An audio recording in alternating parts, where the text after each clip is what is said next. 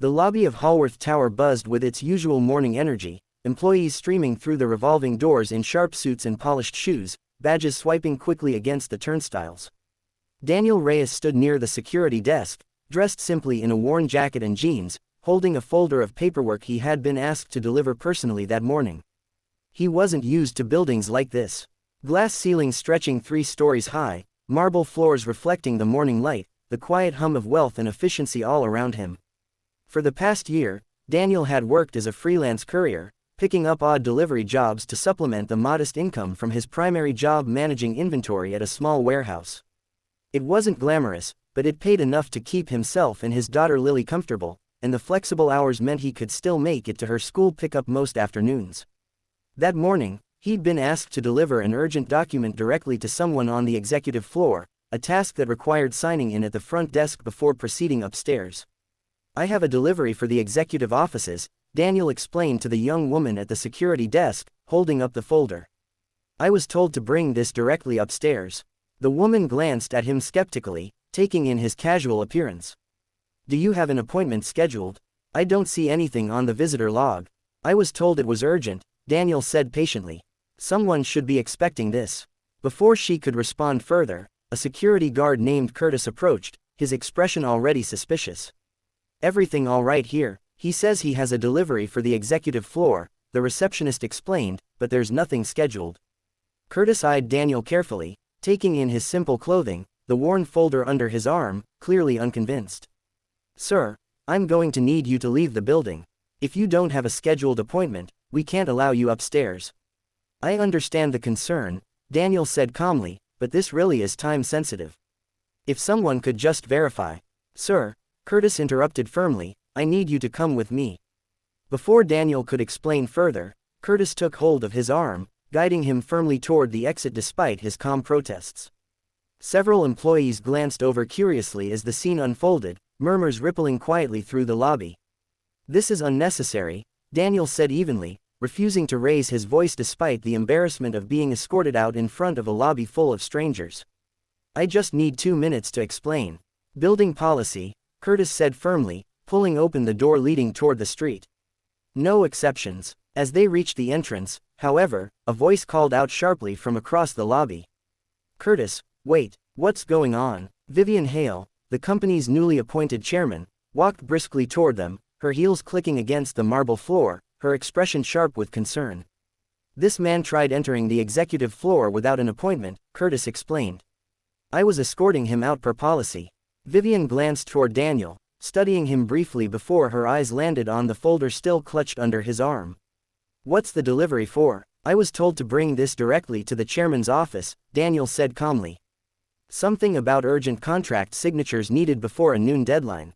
Vivian's expression shifted immediately. "That's my office," she said, before turning sharply toward Curtis.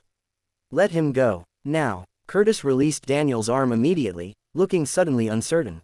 "Ma'am, I didn't realize." "Clearly," Vivian said sharply, though her focus quickly returned to Daniel. "I'm sorry about this. Please, come with me."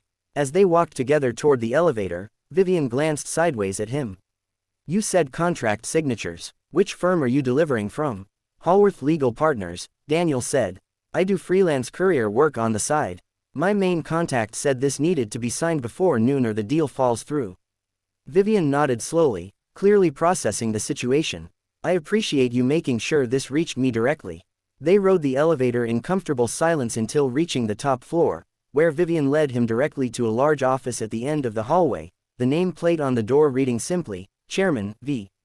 Hale." She reviewed the documents quickly, signing where necessary, before looking up at him with genuine curiosity. "Can I ask you something? Downstairs, when Curtis was escorting you out, you never once raised your voice. Most people would have been furious." Daniel considered the question thoughtfully. "Anger rarely solves anything," he said simply. "I've learned it's usually better to stay calm and let the truth catch up eventually." Vivian studied him for a long moment. "That's a rare quality," she said. "Especially considering how unfairly you were treated downstairs." "I've been underestimated before," Daniel admitted.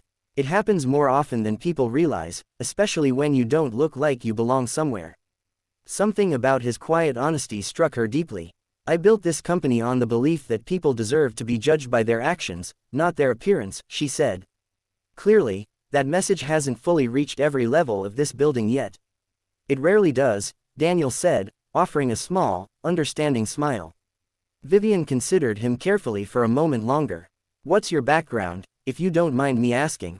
Courier work seems like an unusual fit for someone with your composure. I used to manage logistics for a mid-sized shipping company, Daniel explained. Things changed after my wife passed a few years back. I needed flexible work that let me be home for my daughter. Courier jobs and warehouse work fit that need, even if it's not exactly what I once imagined for myself. Vivian nodded slowly, something shifting behind her thoughtful expression. We actually have an opening in logistics management here, if you'd be interested. Steady hours, reliable schedule, benefits that would support raising a family properly. Daniel blinked, surprised by the sudden offer. That's generous, but I don't want charity. It's not charity, Vivian said firmly. It's recognition of someone who handled an unfair situation with more grace than most people in this building could manage on their best day. Daniel considered the offer carefully, then nodded slowly. I'd like that very much. Before he left, Vivian turned to him one final time. I'll be having a conversation with security downstairs about how visitors are treated here going forward. I appreciate that, Daniel said sincerely, not just for myself, but for whoever comes through those doors next.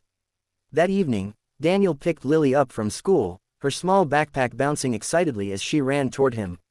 How was your day, Daddy? Daniel smiled, kneeling down to meet her at eye level. It started rough, he admitted, but it ended in a way I never expected. What happened? Lily asked curiously. Daniel took her hand gently, beginning their walk home together.